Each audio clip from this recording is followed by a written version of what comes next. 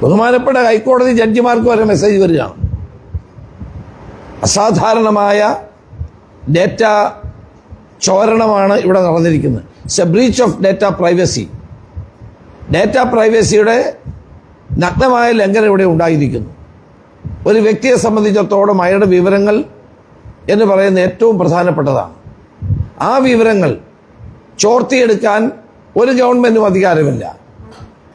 ആ ചോർത്തിയെടുത്ത് അവരിലേക്ക് മെസ്സേജുകൾ അയക്കുകയും അവരെ തെരഞ്ഞെടുപ്പിൽ വോട്ട് ചോദിക്കുകയും ചെയ്യുന്ന മുഖ്യമന്ത്രിയുടെ ഈ നടപടി അങ്ങേയറ്റത്തെ ലജ്ജാകരമാണ്, ജനാധിപത്യ വിരുദ്ധമാണ്. ഡേറ്റാ ബ്രീച്ചിൽ നേതൃത്വം നൽകിയ മുഖ്യമന്ത്രി, അദ്ദേഹത്തിൻ്റെ OST, ന്യായീകരിച്ച ചീഫ് സെക്രട്ടറി അടക്കമുള്ളവർ ഈ കാര്യത്തിൽ പ്രതിയാണ്.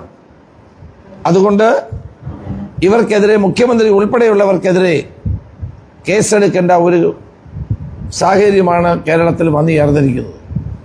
മാത്രവുമല്ല, ഇത് തെരഞ്ഞെടുപ്പിന് വേണ്ടി വ്യാപകമായി ഈ ഡേറ്റകൾ ദുരുപയോഗം ചെയ്യപ്പെടുകയാണ്. പല ആളുകളും ചോദിക്കുന്നുണ്ട്, ഞങ്ങൾക്ക് എങ്ങനെ ഈ മെസ്സേജ് വരുന്നു?